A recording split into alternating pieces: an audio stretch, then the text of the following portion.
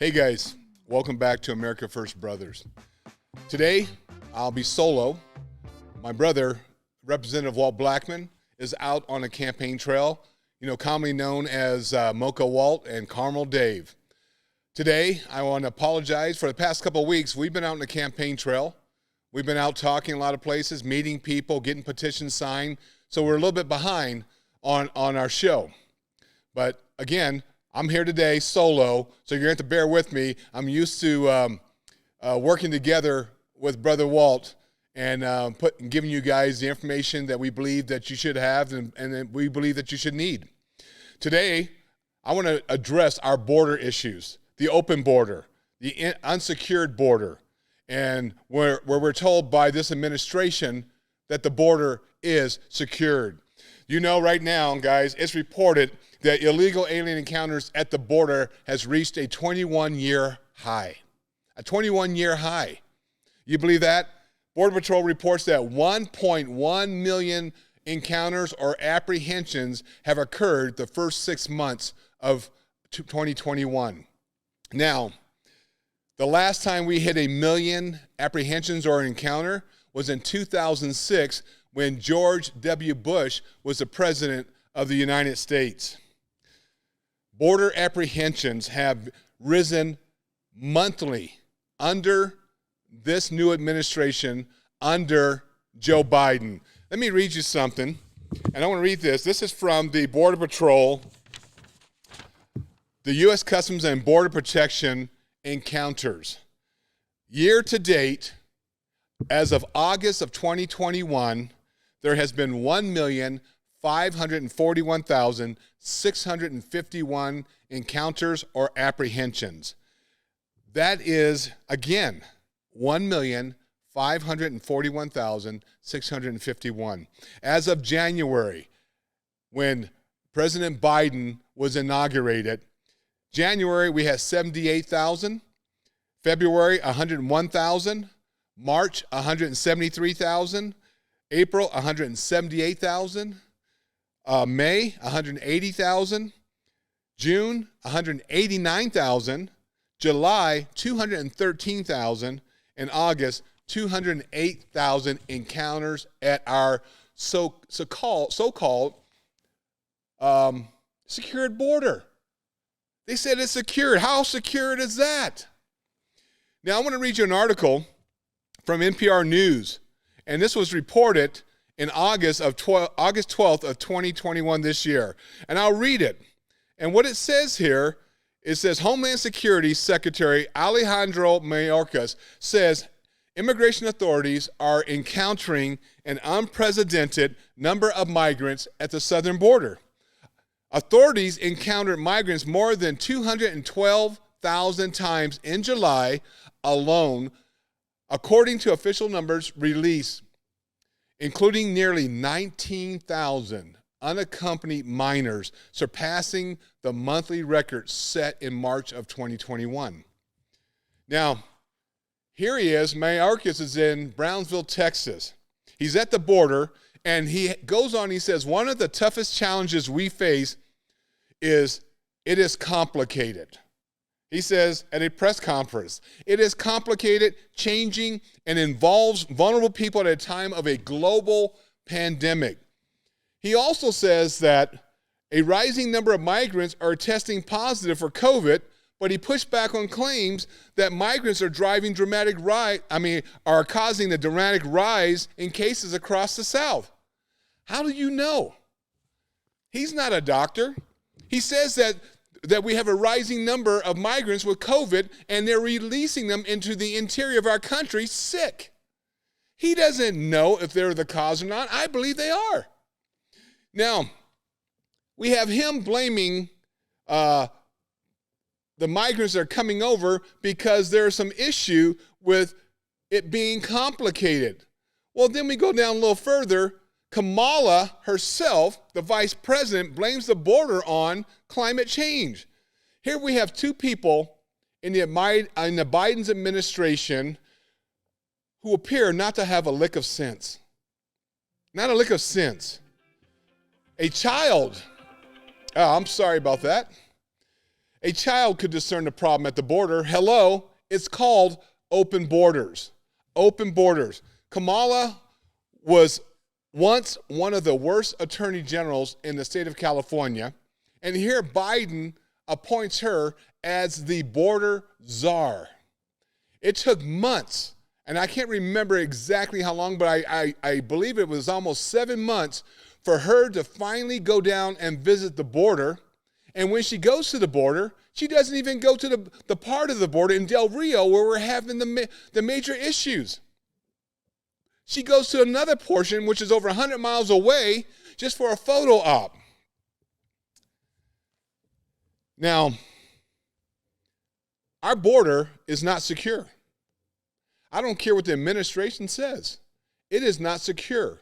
When you have overworked Border Patrol agents, those who are catching COVID, those who are going home to heal from COVID, and then you have to call in your highway patrol to form a barrier, it is not secure.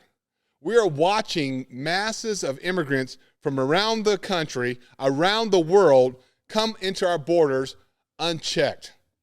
As a matter of fact, they're told not to even deport them. They are put on buses, taken to facilities, eventually bussed out across our country, dropped off God knows where, and some are even flown in the middle of the night. 2 days ago, Jen Psaki was pressed on that issue about why are immigrants, illegal immigrants, being flown in the middle of the night to all parts of our country. And she thought it was funny. She basically said, well, it's not in the middle of the night, it's 2 o'clock in the morning. Well, yeah, there were photos of illegal immigrants lined up, getting on planes, being flown to places such as New York, New Jersey, Florida, Tucson, California, in the middle of the night. The problem that we have is this: we don't know who these people are. We don't know. Some have documents, some don't. How do you know these documents are true and righteous documents? How do you know they're not counterfeits? These people are not being vetted coming in our country. But we have a secured border. We look at the Arizona border. We look at our sheriffs down there. Sheriff Mark Lamb is doing an awesome job. But you know what? You only have so much room in your jails. You can't house the thousands of illegal immigrants crossing our border. I appreciate Sheriff Lamb, and I appreciate all the sheriffs that are standing up against the tyranny of this Marxist regime. They are doing an awesome job, but they too, along with their men and women in uniform, are tired, are spent, are overworked. I have a resolution. A lot of you may not like it, but I think there was a gentleman, a sheriff in Maricopa, Sheriff Joe, who had a great idea. Why don't we build a tent city close to the border? Why don't we build a tent city where we can detain, identify, and prosecute the illegal immigrants crossing our borders, and that we can detain them there until this administration gives our nation, the Border Patrol, the green light to start deporting? I don't know about you. This is making me sick. This is making me sick. Not only are we having them cross our borders illegally, we're flying them in from the Middle East. We're flying in Afghans from the Middle East, many of them who have no document. Many of them, the majority of them haven't even been vetted. They've been placed on military bases around the country. In Wisconsin alone, upwards of over 1,000 Afghan immigrants have walked off the base and have not been seen since. And you know the response you get from the White House? Well, they probably had family members or friends that picked them up. Probably. You don't know. You don't know who they are. You don't know where they've gone. You don't even know if they're ISIS or Taliban because you have not spent the time to vet them. And then we're having crimes on our bases. We've had sexual assaults. We've had physical assaults.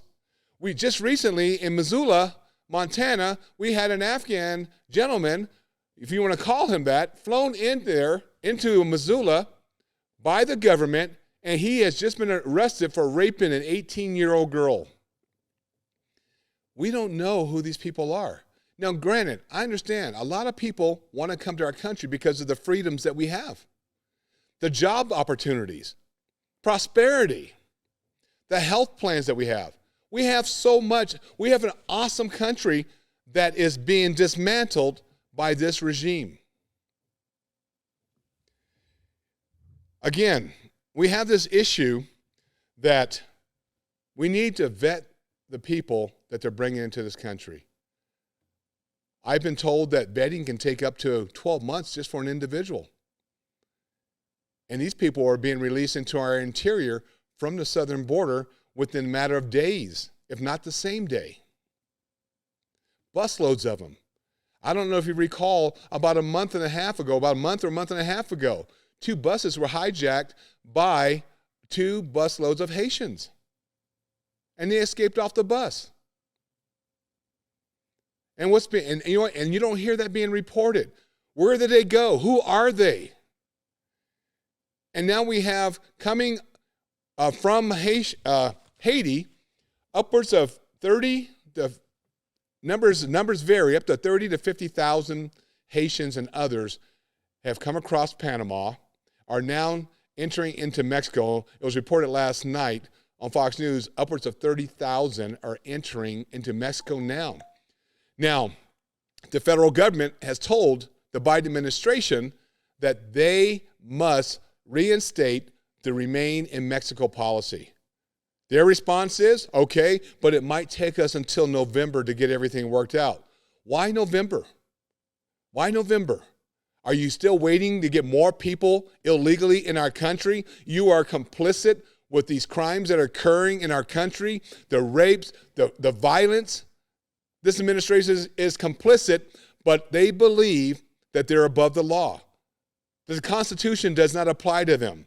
The Constitution to them is antiquated, that it is an old document that needs to be rewritten, just like they're trying to rewrite and to transform our country.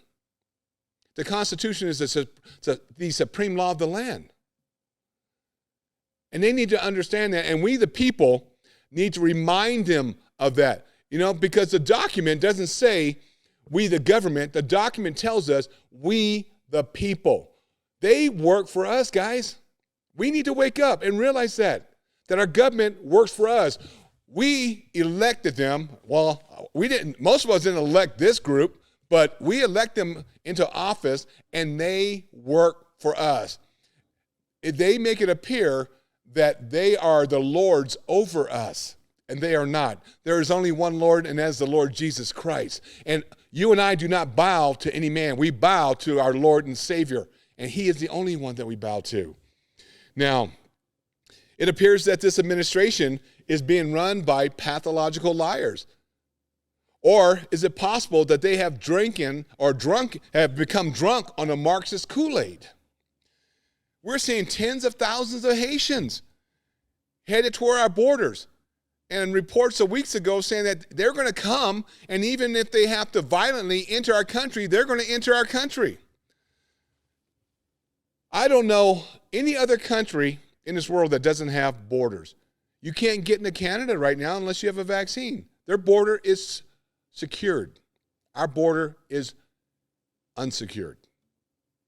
And this administration, along with their pro-left agenda, believes we shouldn't have a border, that our borders should be open to anyone that wants to come into this country.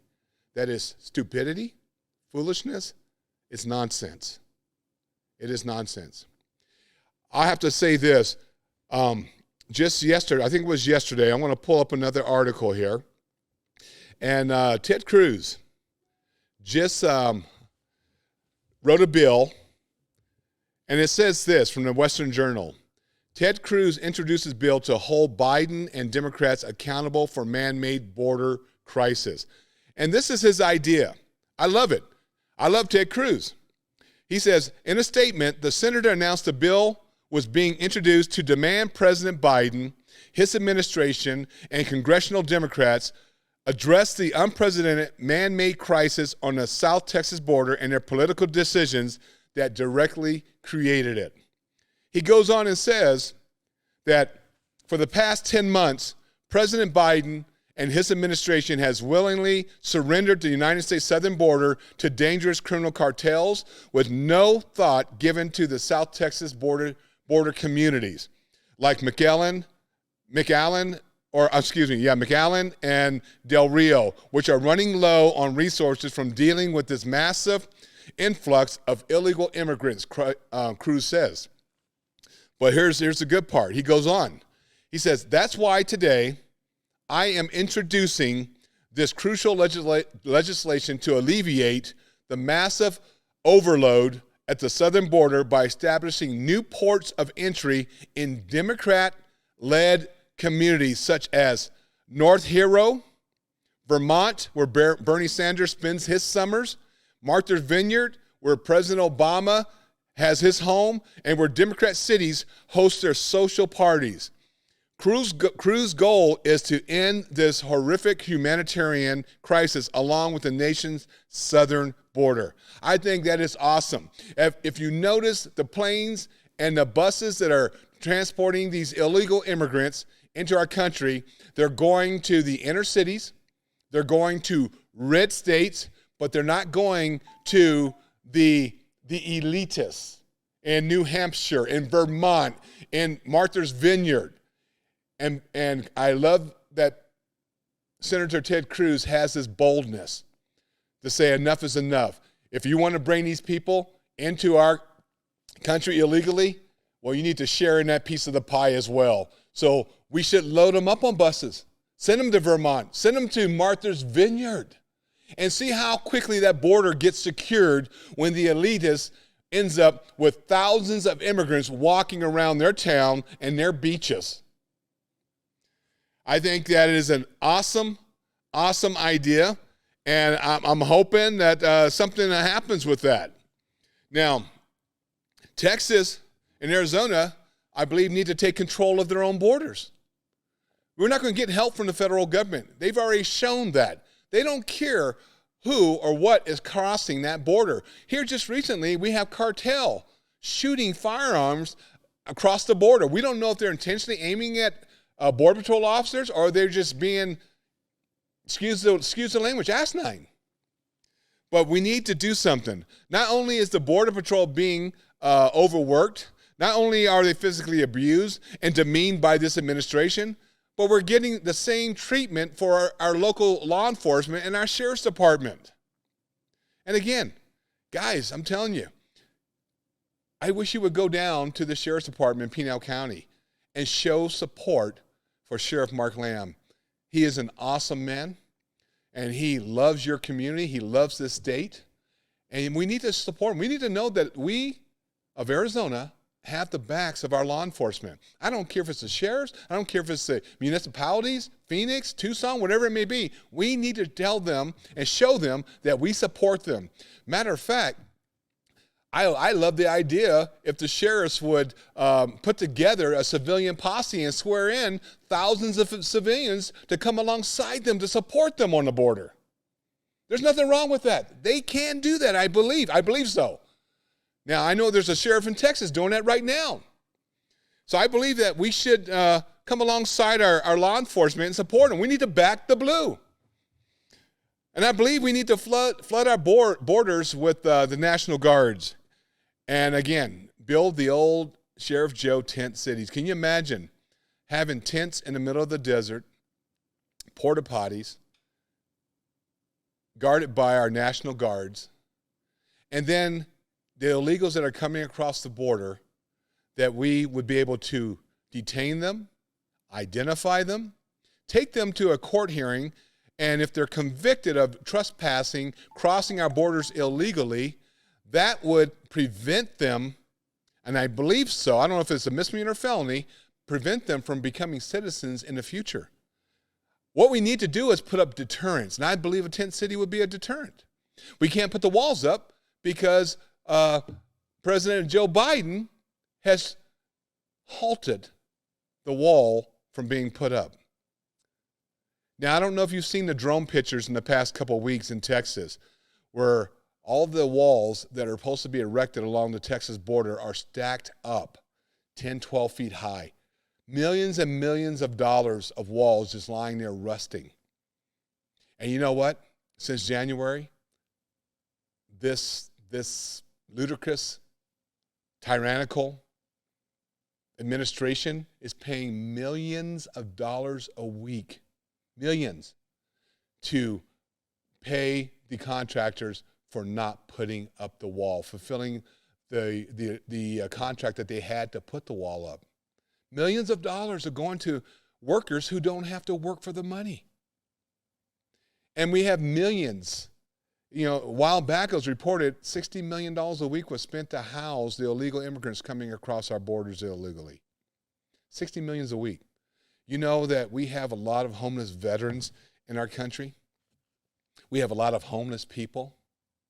$60 million a week could have purchased land, built health facilities, built communities to house our veterans and the homeless. But with this administration, it's not America first. It's America last. It is America last. They have a plan, I believe, in flooding our country with illegals to build up their voter base. I don't know about you. That's just my belief. We all need to remember that we are a country of laws, and the laws just don't apply to American citizens. It also applies to those who illegally enter our country. Our country have ways for immigrants to enter legally. But this administration wants to bypass that and flood our country with as many illegal immigrants as possible, with no checks and balances, no medical background, no vetting, knowing who you're letting in, and they're flooding our country.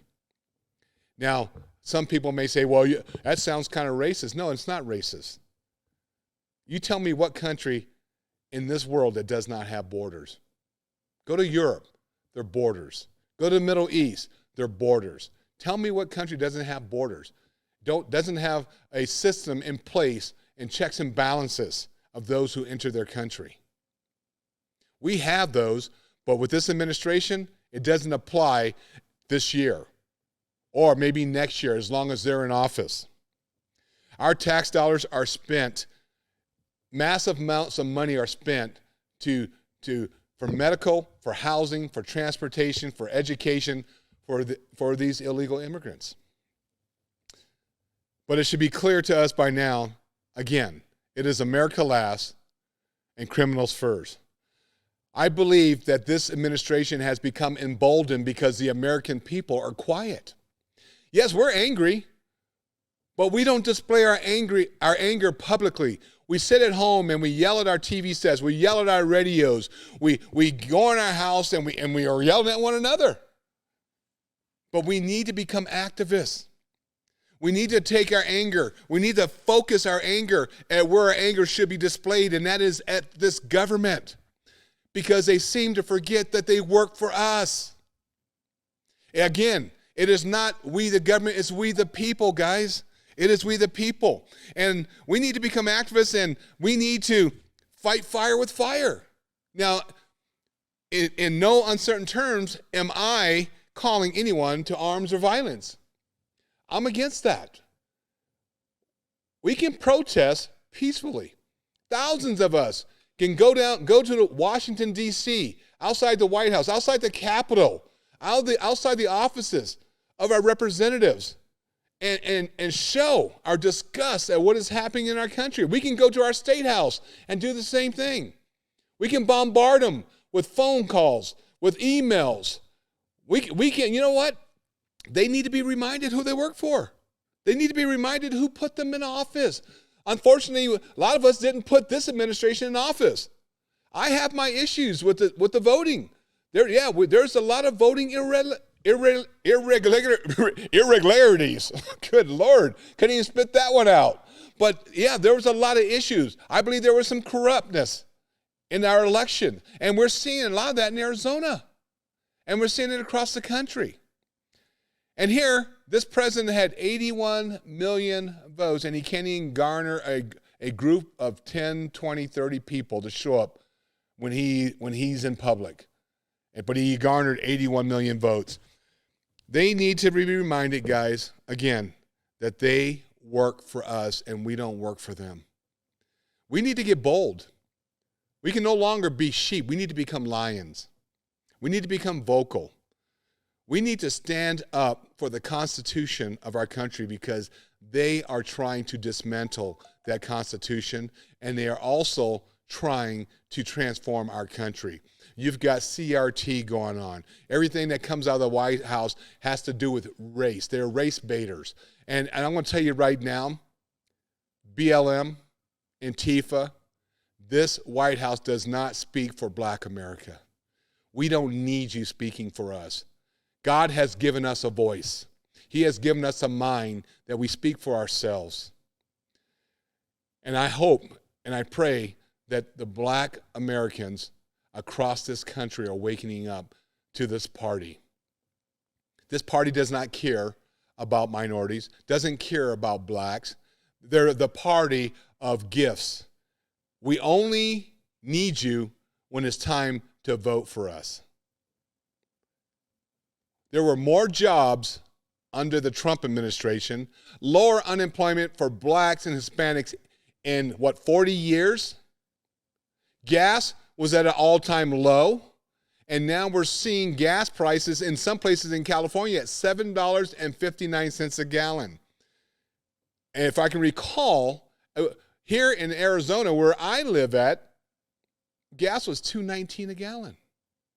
And now we're paying $3.30, $3.40, some places a little higher than that.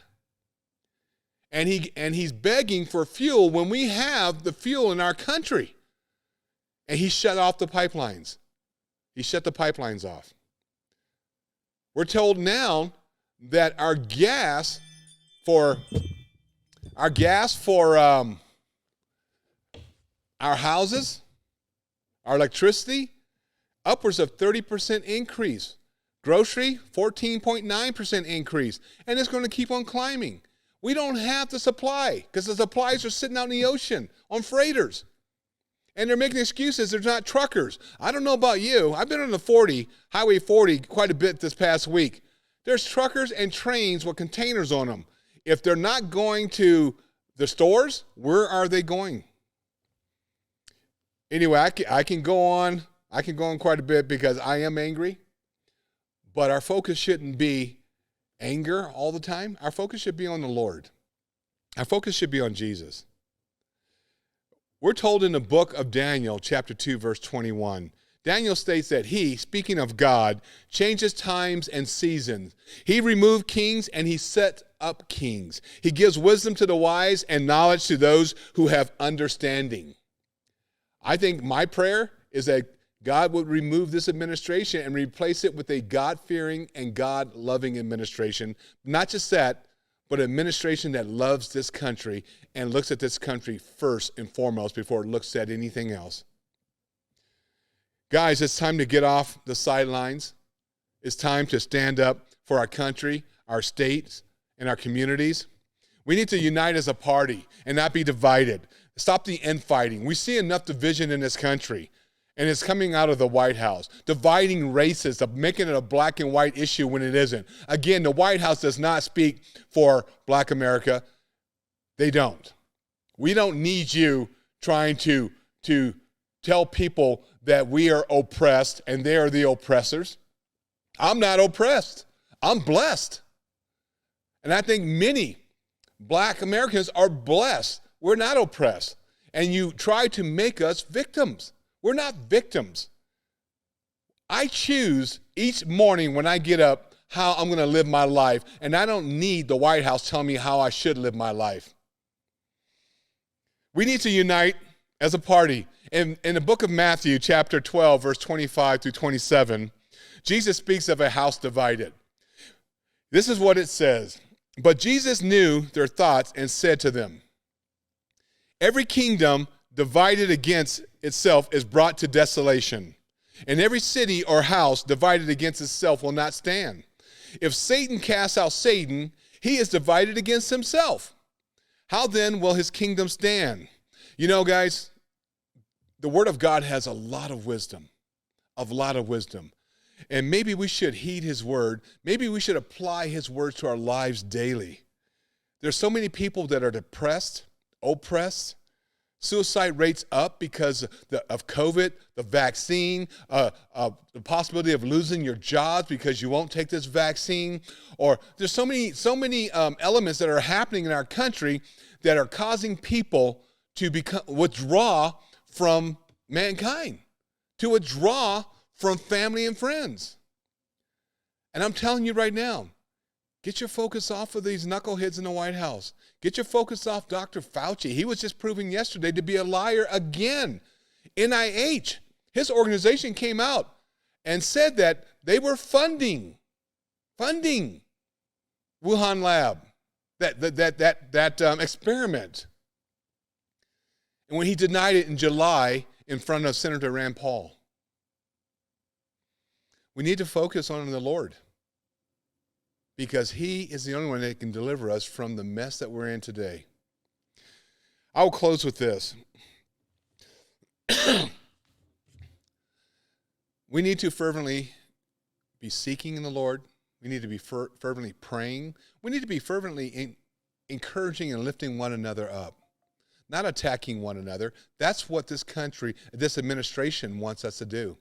This administration wants to divide. That is out of the Marxist Karl Marx manifesto, is to go after our young, to transform their minds, to get them to hate the structures that we have within our country, to get them to go against their parents, to go against, the schooling systems. But also, we need to pray for our leaders in this country. We can be angry, we can be hateful, which I pray that we're not, because anger is not going to solve the problem. Us standing up for our God-given rights, our liberties, is what's going to solve the problem, realizing that we have rights and that the government does not have the authority to strip us of our God-given rights, the rights that are written in the Constitution of the United States. So I'll leave you with this. I want to remind you that it is us, the people, that the government works for. We don't work for them. We are the ones that can vote them in. We are the ones that can vote them out. I want you to think about a year ago, in October of last year. Are you better off today than you were last October? I doubt it. I highly doubt it. And we need to return civility back to our nation, civility back to our country, civility back to our state houses. We need to. But we as a people need to stand up and say enough is enough. We need to say no. You work for us. We've hired you to do a job for the American people, not for yourselves. Well, guys, I want to thank everyone for spending time with me today. And remember to share this page with your family and friends. But also, I want to remind you that Representative Walt Blackman has done an awesome job for the state of Arizona. An awesome job. And he continues to fight for our rights, for our freedoms. But unfortunately, he's running for Congress now. Well, not unfortunately, fortunately. Because we need people that are constitutionalists, conservatives in the White House. We need to remove the rhinos. So when you get a chance this week, go to his website, waltblackmanforcongress.com, and go to his page and click on petitions and sign his petitions so that we can get him on a ballot to run in our district here for our congressman, to replace the liberal Congressman Tom O'Halloran, who has not done a dime for our community. While you're on his page, it takes money to run a campaign. I ask you to click on the donate page. Click. You know what? We're not asking for millions of dollars. Put $5 in, $10, $20, whatever the Lord lays in your heart. It all adds up. If thousands of us within Arizona would donate $5, $10, $15, $20 to his campaign, it will give him the money to run against the Democratic regime. And again, I'm going to be selfish. I'm running for his seat in LD6. We want to keep that seat red. Go to my page. Information, my page is David Marshall for LD6.net. The same thing. Click on petition. Go online, sign our petition so that we can get on that ballot, that we can continue to fight for Arizona, fight for our districts and the needs of our district. Also, while you're on there, click on the donate page, $5, $10. We hate to ask for money, but to run a campaign, it takes money to run a campaign. And we're not getting outside money like you see the Democrats from California, from New York and all that, thousands and millions of dollars. We're depending on our families and friends within the state of Arizona, especially within our district. So again, I want to thank you for spending the day with me, or this half an hour with me. And I apologize again for the past couple of weeks. We haven't been available to put a show together for you. But next week, Walt and I will be back together, and we'll put our next show up for you. And we thank you for spending that time. So God bless you, and God bless the United States of America.